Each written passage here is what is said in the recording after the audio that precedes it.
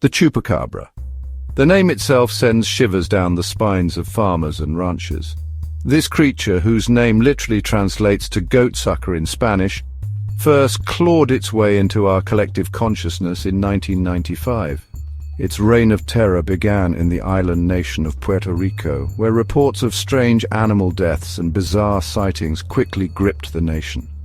Whispers of a bloodthirsty monster preying on livestock and draining its victims of blood spread like wildfire. The legend of the Chupacabra was born. The Chupacabra's arrival was heralded by a wave of panic and intrigue. Farmers, fearing for their livestock and livelihoods, armed themselves and patrolled their lands at night. The creature became a constant topic of conversation, with everyone from seasoned ranchers to young children sharing their own theories and stories. News of the Chupacabra spread quickly, captivating the imaginations of people both near and far. The small town of Canovanas, Puerto Rico, became the epicenter of the Chupacabra phenomenon. It was here that Madeline Tolentino, a resident of the town, claimed the first recorded encounter with the creature. Tolentino reported seeing a bizarre, bipedal animal with spines running down its back. It had large red eyes that seemed to glow in the darkness. She described the creature as being about 4 to 5 feet tall, with smooth grey skin. Tolentino's sighting was quickly followed by others. Farmers reported finding their livestock drained of blood with strange puncture wounds on their necks. The killings were unlike anything they had seen before, further fueling the Chupacabra hysteria. As reports of sightings and livestock deaths continued to surface, the Chupacabra quickly transitioned from a local legend to an international phenomenon.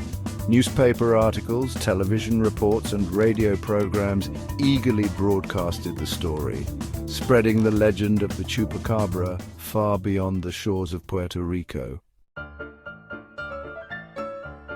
As the Chupacabra's notoriety grew in Puerto Rico, so too did its reach. Sightings began to surface in other parts of the Caribbean and eventually made their way to the mainland United States. The Lone Star state of Texas became the Chupacabra's new stomping ground, with reports of the creature appearing in small towns and rural communities across the state. The Chupacabra seemed to have a particular fondness for the Lone Star state's livestock. Ranchers reported finding their goats, sheep, and chickens dead, often drained of blood and bearing strange puncture wounds. One of the most famous Texan sightings occurred in the town of Cuero, where a strange, hairless creature was found dead on the side of the road.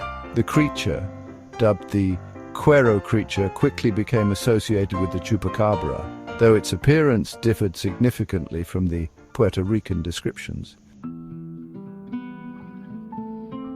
Interestingly, the Chupacabra sightings in Texas differed significantly from the original reports in Puerto Rico.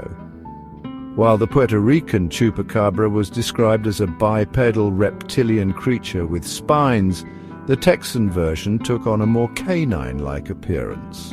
Witnesses described a hairless dog-like creature with sharp claws and fangs. This discrepancy in descriptions has led some to believe that there may be multiple types of Chupacabras, or perhaps even different creatures altogether. Others argue that the varying descriptions are simply the result of misidentifications, hoaxes, and the power of suggestion. Regardless of the reason, the differing accounts have only added to the mystery and intrigue surrounding the Chupacabra. Section 5.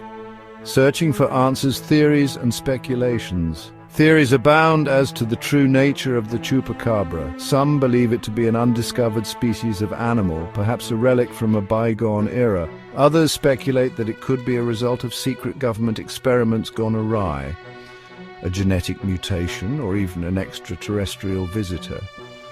One of the most prevalent theories is that the Chupacabra is nothing more than a coyote suffering from a severe case of mange. Mange, a skin disease caused by mites, can cause hair loss, skin lesions, and other physical deformities. This theory gained traction after DNA testing on several suspected Chupacabra carcasses revealed them to be coyotes. However, many people remain unconvinced, arguing that the DNA evidence doesn't explain all of the strange occurrences associated with the creature. Section 6. The Devils in the Details, examining livestock deaths. A closer look at the livestock deaths attributed to the Chupacabra reveals a gruesome pattern. Animals are often found completely drained of blood, with puncture wounds on their necks and torsos. These wounds are often precise and surgically clean, which has led some to believe that the Chupacabra possesses a unique method of extracting blood from its victims. However, skeptics argue that these wounds are consistent with those inflicted by predators like dogs and coyotes. They claim that the blood-draining aspect is simply a result of natural decomposition and scavenging. Despite these explanations, the sheer number of livestock deaths and the unusual nature of the wounds continue to fuel the Chupacabra legend. Section 7. A cultural phenomenon, Chupacabra in folklore, film and beyond. The Chupacabra has transcended its cryptid status to become a cultural phenomenon, particularly in Texas. It has been embraced by the state's folklore and has become a popular subject in movies, television shows, books, and even video games. Towns across Texas have capitalized on the Chupacabra's notoriety, hosting festivals and events celebrating the creature. From Chupacabra-themed restaurants to shops selling Chupacabra souvenirs, the creature has become a lucrative tourist attraction for many small towns. Section 8. Science steps in, investigations and DNA evidence. Despite the lack of concrete evidence, the Chupacabra has attracted the attention of scientists and researchers. Several investigations have been conducted, attempting to unravel the mystery surrounding this elusive creature. DNA testing has been used to analyze samples collected from alleged Chupacabra carcasses and attack sites. While some DNA tests have identified the remains as belonging to known animals like coyotes and dogs, others have yielded inconclusive results. These inconclusive findings have only deepened the mystery, leaving some to believe that the Chupacabra may be a hybrid species or a creature unknown to science. Section 9. The legend endures, why the Chupacabra still captures our imaginations. Despite years of investigation, the Chupacabra remains an enigma. The lack of definitive proof has only served to solidify its status as a modern-day monster, captivating the imaginations of people around the world. There's a certain allure to the unknown, a primal fear of the things that lurk in the shadows.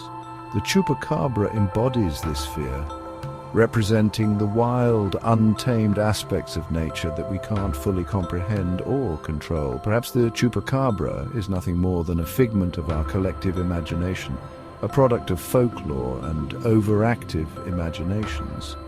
Or maybe, just maybe, there's something more to the stories, something lurking in the shadows waiting to be discovered.